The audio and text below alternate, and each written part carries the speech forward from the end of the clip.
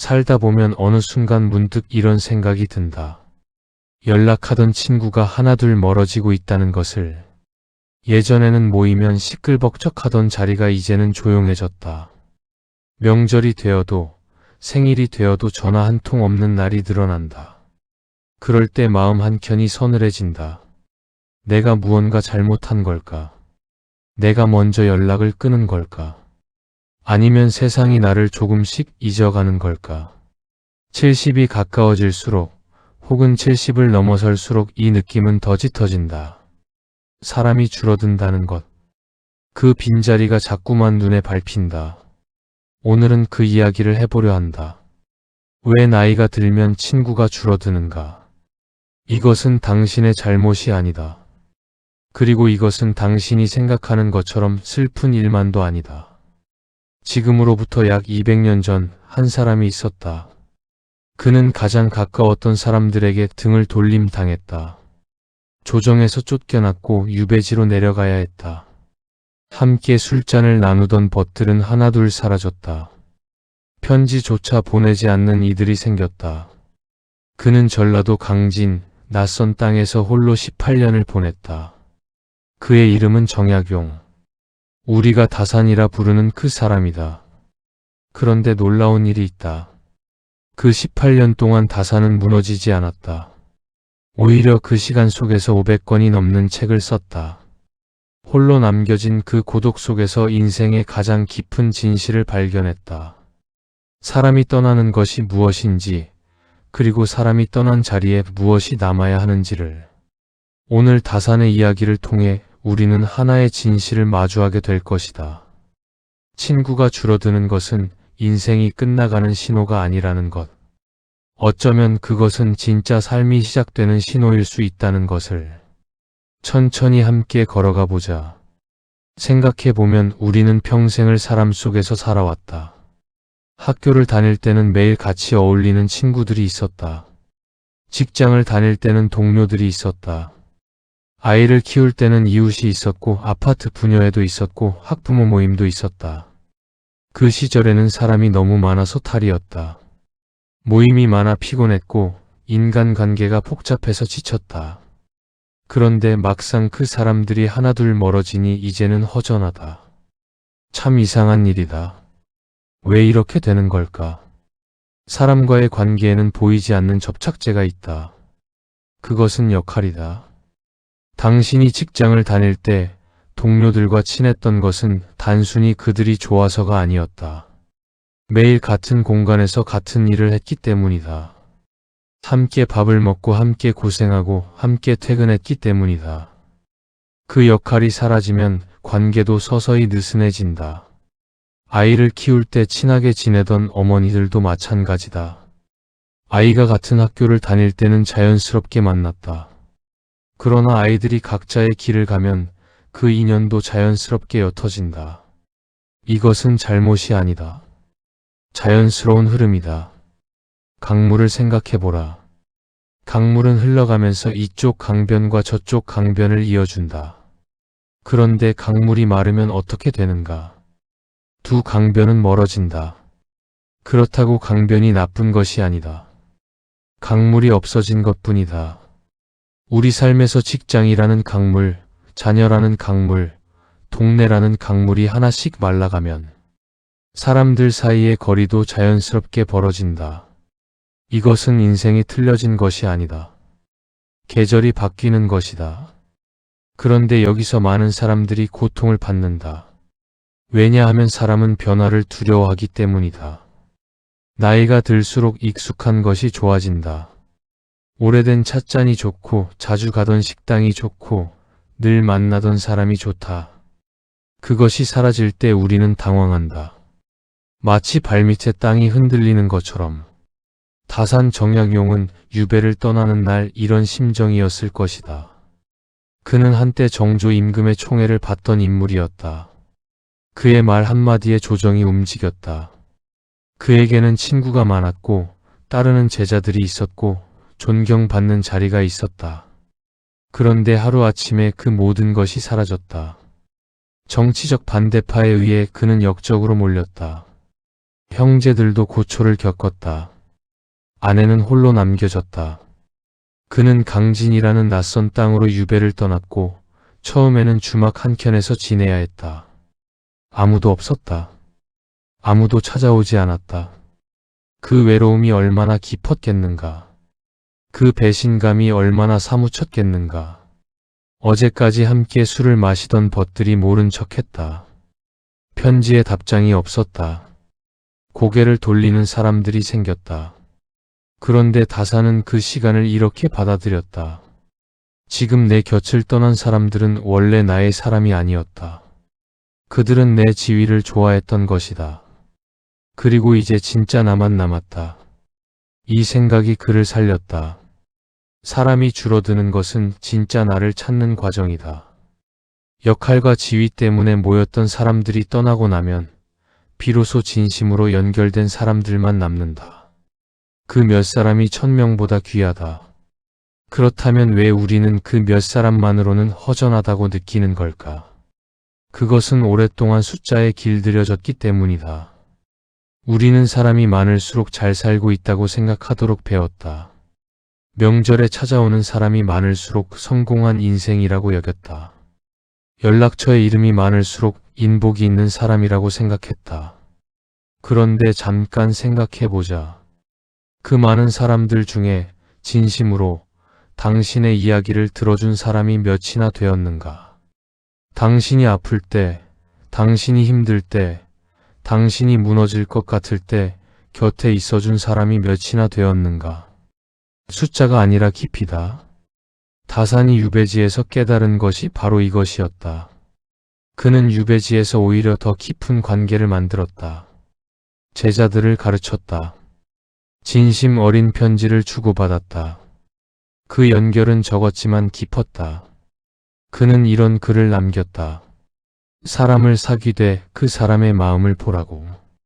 자리를 보지 말고 재물을 보지 말고 그 사람이 어떤 마음을 가지고 있는가를 보라고. 그런 사람이 한 명이면 충분하다고. 나이가 들면서 관계가 정리되는 것은 어쩌면 삶이 우리에게 주는 선물일지도 모른다.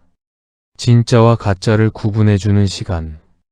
겉으로 보이는 것과 속에 있는 것을 나누어주는 계절. 나무를 생각해보라. 봄의 나무는 수많은 꽃을 피운다. 화려하고 풍성하다. 사람들이 몰려와 그 꽃을 구경한다. 그런데 꽃은 오래가지 않는다. 지고 나면 나무는 조용해진다.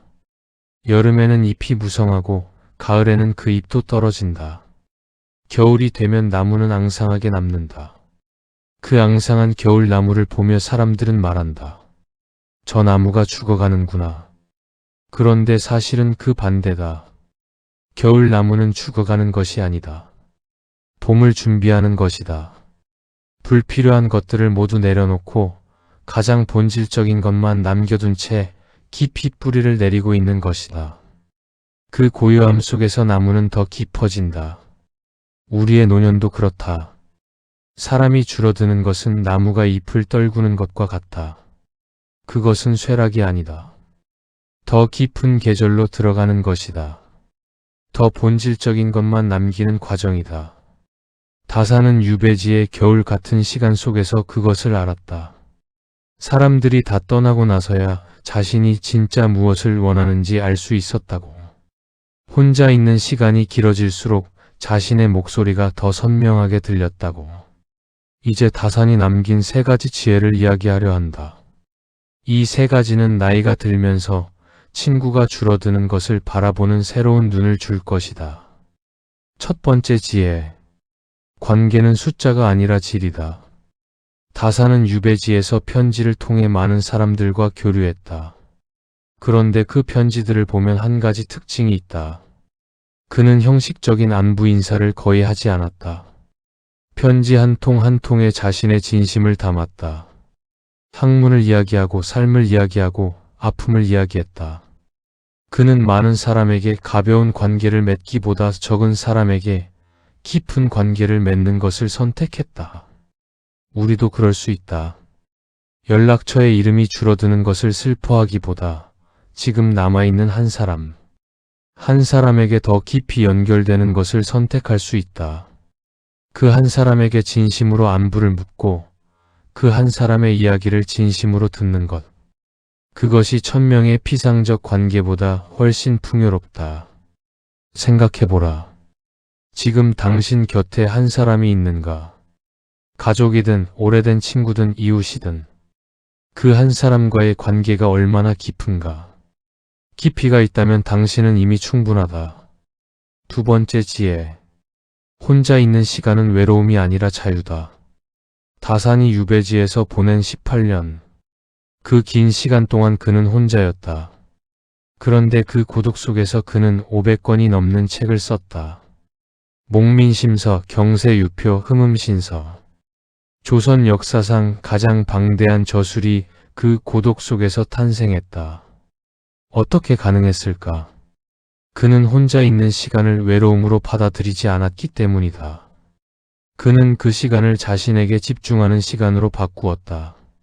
남의 시선에서 벗어나, 남의 기대에서 벗어나, 오직 자기 자신으로 살아가는 시간으로. 나이가 들면서 혼자 있는 시간이 많아진다. 그것이 두렵게 느껴질 때가 있다. 아무도 찾지 않는 것 같고, 세상에서 잊혀지는 것 같고, 쓸모없어진 것 같은 느낌. 그런데 다사는 말한다. 혼자 있는 시간이야말로 진짜 나를 만나는 시간이라고. 평생 남을 위해, 가족을 위해, 직장을 위해 살아온 당신이 처음으로 자신을 위해 살 수 있는 시간이라고. 그 시간에 무엇을 할 수 있을까? 오래전에 읽고 싶었던 책 한 권을 펼칠 수 있다. 오래전에 가고 싶었던 곳에 발걸음을 옮길 수 있다. 아무것도 하지 않고 창밖의 하늘을 바라볼 수 있다. 그것으로 충분하다. 혼자 있는 시간은 당신이 실패한 증거가 아니다. 드디어 자신에게 돌아온 시간이다. 세 번째 지혜. 떠나는 것은 모두 돌아온다. 다사는 18년의 유배를 마치고 고향으로 돌아왔다. 긴 세월이 흘렀다. 아내의 머리는 하얗게 새어 있었다. 자식들은 어른이 되어 있었다. 그런데 다사는 이렇게 말했다고 전해진다. 모든 것이 달라졌지만 본질은 달라지지 않았다고. 사람이 떠나도 인연은 사라지지 않는다. 형태가 달라질 뿐이다. 예전처럼 자주 만나지 않더라도, 예전처럼 목소리를 듣지 못하더라도 그 사람이 당신의 삶에 남긴 흔적은 남아있다. 함께 웃었던 기억, 함께 걸었던 길, 함께 나눴던 음식. 그것들은 지워지지 않는다. 그것이 관계의 진짜 모습이다. 파도를 생각해보라. 파도는 밀려왔다가 다시 밀려간다. 그렇다고 바다가 사라지는 것은 아니다. 파도가 지나간 자리에 바다는 여전히 있다. 잔잔하고 깊고 고요하게. 우리의 관계도 그렇다. 사람이 오고 가는 것은 파도와 같다. 그러나 그 사람들이 남긴 것들은 우리 안에 바다처럼 남아있다. 그 바다가 우리를 이루고 있다.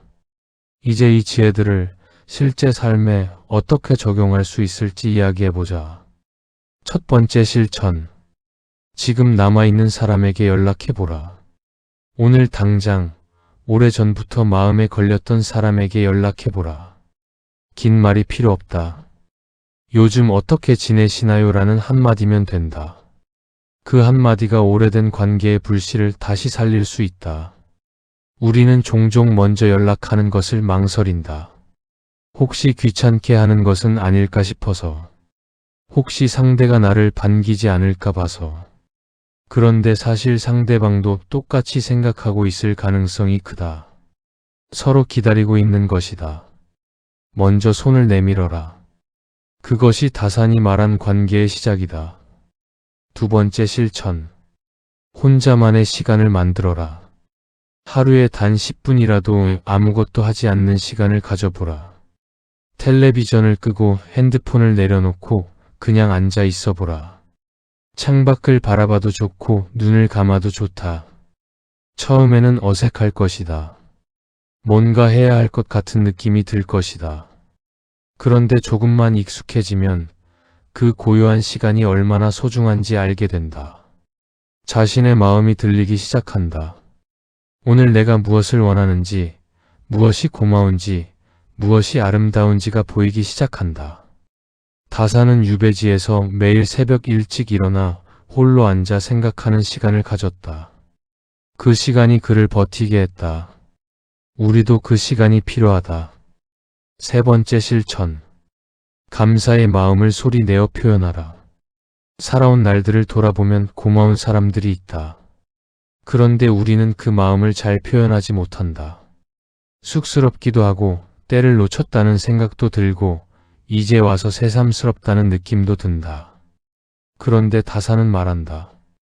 표현하지 않은 감사는 상대에게 전해지지 않는다고. 마음속으로만 고마워하는 것은 편지를 쓰고 붙이지 않는 것과 같다고. 오늘 가족 중 한 사람에게 고맙다는 말을 해보라. 오래된 친구에게 당신 덕분에 내가 여기까지 왔다는 말을 해보라. 그 한마디가 관계를 새롭게 살아 숨쉬게 한다. 이제 노년의 이야기를 해보자. 나이가 든다는 것은 무엇인가? 많은 사람들이 두려움과 함께 그 질문을 한다. 몸이 약해지고 기억이 흐릿해지고 세상이 점점 낯설어지는 것 같은 느낌. 친구가 줄어들고 역할이 사라지고 쓸모없어지는 것 같은 느낌. 그런데 다산의 이야기는 우리에게 다른 눈을 준다. 다산은 50이 넘어 유배지로 떠났다. 인생의 후반부에 가장 가혹한 시련을 맞이했다. 그런데 그 시간이 그의 인생에서 가장 빛나는 시간이 되었다. 그가 남긴 글의 대부분이 그 시간에 쓰여졌다. 그가 가르친 제자들이 그 시간에 자랐다. 그가 깨달은 지혜가 그 시간에 완성되었다. 나이 들면 쇠락이 아니다.